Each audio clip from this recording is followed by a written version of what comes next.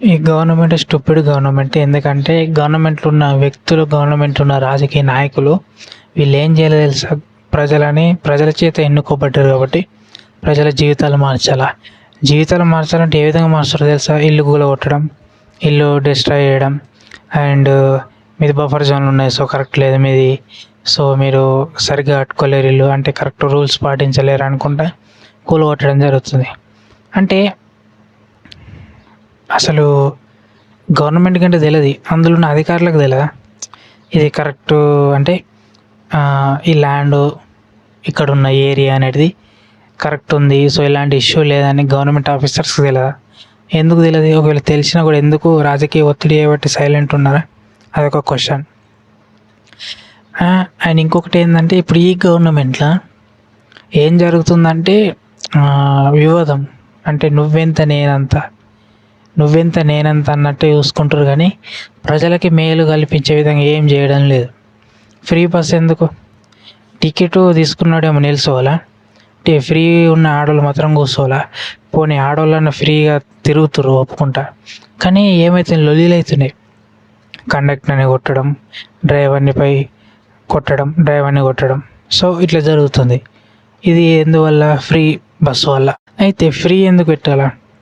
Free అవసరం లేదు. అసలు 6 హామీలు సరిగ్గా పాటించడం లేదు. ఫ్రీ బస్సు పెట్టడం వల్ల ఎంతమంది జీవితాలు నాశనం అయితే అనేది తెలుస్తలేదు. ఫ్రీ బస్సు పెట్టినావు, అసలు డీజిల్ పెట్రోల్ అంత పుక్కేంకి వస్తుందా? నువ్వేం చేయాలో తెలుసా? గవర్నమెంట్ క్వశ్చన్ చేస్తున్నా, ఏం చేయాలంటే ఇప్పుడు ఒక విలేజ్ నుంచి ఇంకొక విలేజ్కి వెళ్ళడానికి ఇంతకుముందు బస్ కిరాయి అంటే బస్సు టికెట్ అనేది ఎంత ఉంది? ఇప్పుడు ఫర్ ఎగ్జాంపుల్ 10 రూపాయలు ఉందనుకో, దాన్ని ఏం చేయాలి? 8 రూపాయలకి లేకుంటే 6 రూపాయలకి తగ్గించు. కానీ నేను ఫ్రీగా పెడితే ఏమవుతుంది? బర్డెన్ అంతా ఎవరి మీద పడుతుంది? తెలంగాణ ప్రజల మీద పడుతుంది.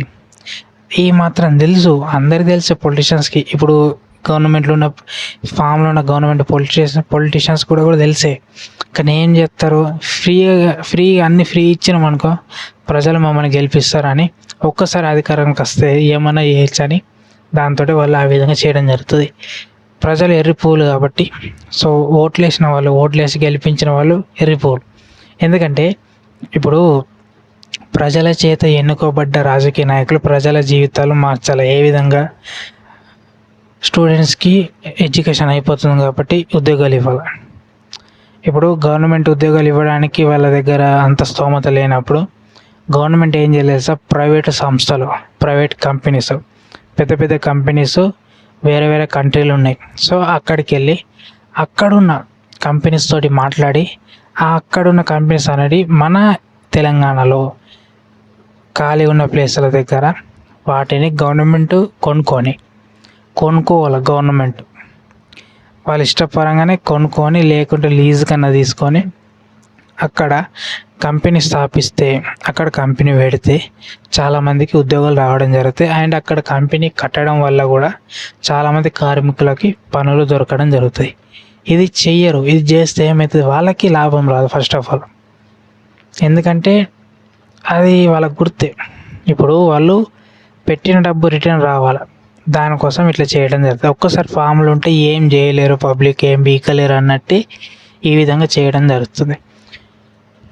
ఒకవేళ నువ్వు ఏదన్నా గవర్నమెంట్ ఆఫీసులకు వెళ్ళి నా ఫైల్ కంప్లీట్ అయింది, లేకుంటే డెత్ సర్టిఫికేట్ మా తాత చనిపోయిండు, సో ఆ డెత్ సర్టిఫికేట్ తీసేయండి అంటే రేపు రాపో, మేము లంచ్ టైం అయింది, మేము తిన్నాక చేస్తాం పో, లేకుంటే లంచం ఇయ్యు, ఇలాంటి కథలు చేస్తారు. అట్లా చేసుకున్న 2 నెలలు 3 నెలలు 6 నెలలు చేస్తారు. గవర్నమెంట్ ఆఫీసులో ఇట్లనే జరుగుతాయి. ఎందుకంటే ఏ అధికారి భయం లేదు, అంటే ఎవడేం బీకలేడు అన్నట్టు. సో అసలు ఏం చేయలేదు సార్? వీడియో తీయాలా, సోషల్ మీడియాలో అప్లోడ్ అయ్యి ట్యాగ్ చేయాలి. ట్యాగ్ చేస్తేనే అలా బుద్ధి వస్తుంది, సస్పెండ్ అవుతారు, లేకుంటే మొత్తం తీసి పడేస్తారు. అలాని అట్లయితే బుద్ధి వస్తుంది. ఇప్పుడు చాలామందిని సస్పెండ్ చేయడం జరుగుతుంది, అయినా చాలామందికి బుద్ధి రావడం లేదు. మనిషి స్వార్థపరుడు కాబట్టి ఆశిస్తాడు.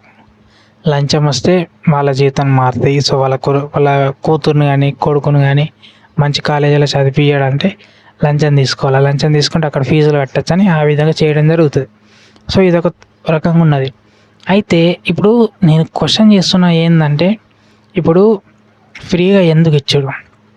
సోమరిపోతులు చేసుడా, ప్రజలందరినీ సోమరిపోతులు చేసుడు ఎందుకు? గవర్నమెంట్ ఫామ్ అయినప్పుడు ఫస్ట్ చేయాల్సింది ఏం తెలుసా? స్టూడెంట్స్కి ఉద్యోగాలు ఇవ్వాలా, ప్రైవేట్ కంపెనీస్ తీసుకురావాలా.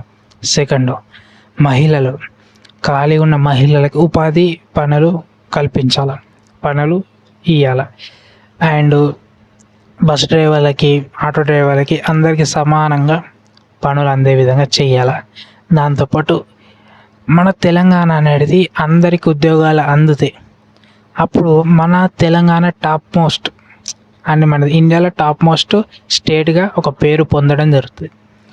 ఎందుకంటే ప్రీవియస్ గవర్నమెంట్, కేసీఆర్ గారి గవర్నమెంట్ అనేది ఒక రేంజ్కి తీసుకెళ్ళారు గవర్నమెంట్ మన తెలంగాణని. చాలా చాలా విధంగా నీటి సౌకర్యం మంచిగా ఉన్నది. అంటే ఇప్పుడు నీటి గురించి ఏమి ఇబ్బంది లేదు ప్రజెంట్. ఎందుకంటే కేసీఆర్ గారు మిషన్ భగీరథ తీసుకురావడం వల్ల చాలామందికి ఇంటింటికి నల్ల పెట్టడం వల్ల చాలామందికి నీళ్ళు అందడం జరుగుతుంది. దాంతోపాటు రైతు బంధు ఇవ్వడం జరిగింది. దాంతోపాటు ప్రతి రైతుకు నీరు అందడం జరుగుతుంది. సో ఇదంతా చాలా సాఫీగా చేయడం జరిగింది. నేను చెప్పలేనంత చాలా చేయడం జరిగింది కేసీఆర్ గారు. అయితే ఈ రేవంత్ రెడ్డి గారు సీఎంగా ఉన్నారు కాబట్టి ఈయన మిగతా పనులు కూడా పూర్తి చేయాలి. కానీ కేసీఆర్ గారు చేసింది డిస్మెంటల్ చేయడం, కూల్ చేయడం, ఆయన పేరును తొలగించడం, ఇలా చేయడం వల్ల ఏమైతే తెలుసా?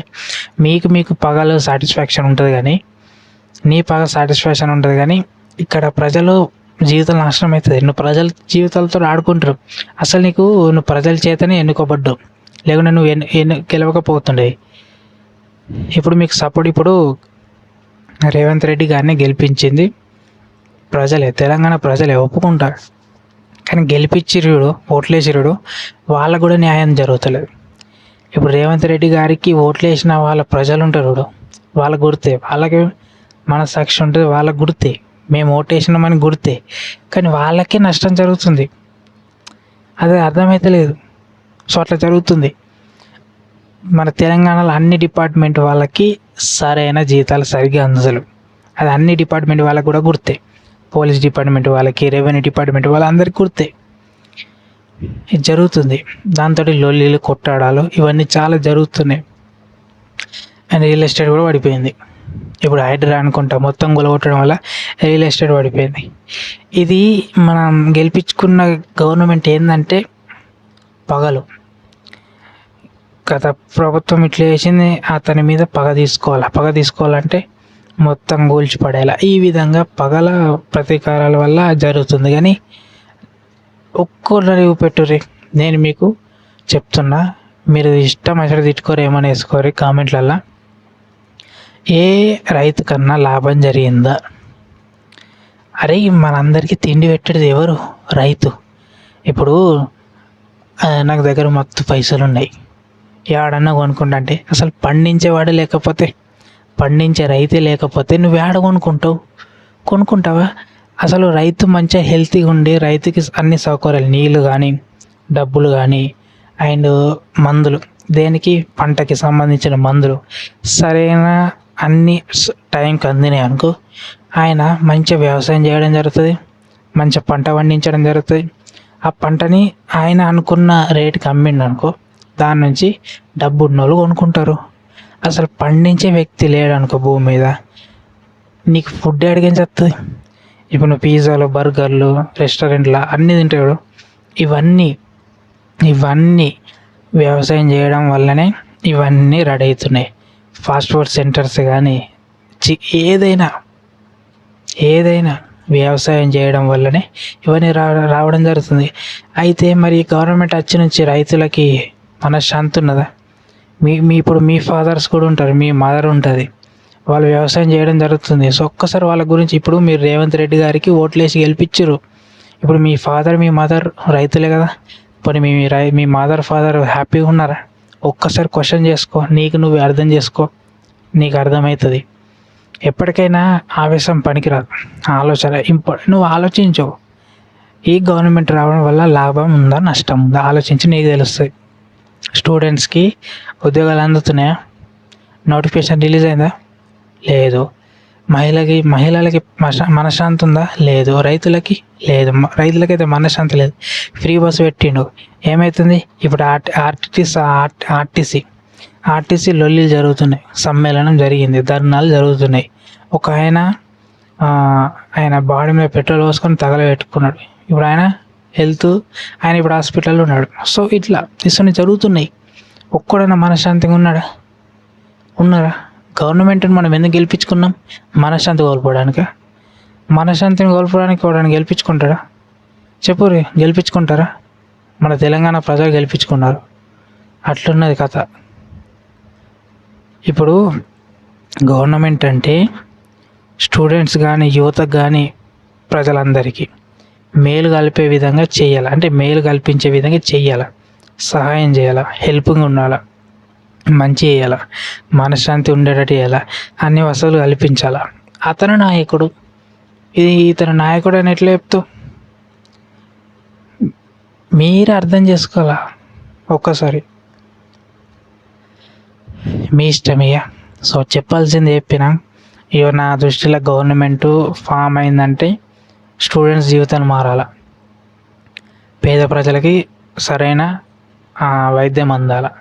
ఇంకొకటి, అన్ని department including police department, revenue department అందరికీ అన్ని రకాల వసతులు అందాలి, అందరికీ సరిపడా జీతాలు అందాలి, అన్ని టీఏడిఏలు అన్నీ రావాలి. ఆర్టీసీ వాళ్ళకైనా, పోలీస్ డిపార్ట్మెంట్ వాళ్ళకైనా, రెవెన్యూ డిపార్ట్మెంట్ వాళ్ళకైనా అందరికీ సరిపడా జీతం అందాలా, టీఏడిఏలు అందాలా, మంచిగా ఉండాలి, రోడ్లు మంచిగా కావాలా, వ్యవసాయదారులకి అన్ని సదుపాయాలు సమకూర్చాలి.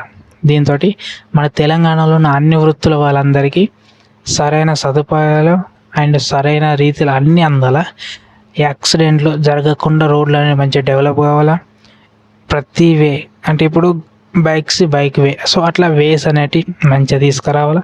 ఇవన్నీ చేయాలా. ఎవరు చేయాలా? తెలంగాణ గవర్నమెంట్, సీఎం ఎవరు? ఆయనే చేయాలి. చేస్తలేడు. ఎందుకు ఎత్తలేడంటే ఇది పగలు ఏంది హత్య అంటే కోపం. అంటే ఏ విధంగా చెప్పాలి మీకు అంటే పగ చూపెట్టుకోవడం. నేను ఇది చేసిన, నా పీరియడ్లో నేను ఇంత కూలగొట్టిన, నా పీరియడ్లో ఇది చేసిన అన్నట్టు. అది కాదు, ప్రజలకి మనశ్శాంతి కలగాలి. అది నేను చెప్పేది. సో మీ ఇష్టం నేను చెప్తున్నా. సో వీడియో నచ్చితే లైక్ చేయండి. నేను చెప్పింది యూజ్ఫుల్ అనిపిస్తుంది, లైక్ చేయాలి, లేకుంటే లేదు. అండ్ మరొక టాపిక్ మళ్ళీ కలుసుకున్నాం. అంతవరకు జై హింద్, జై తెలంగాణ.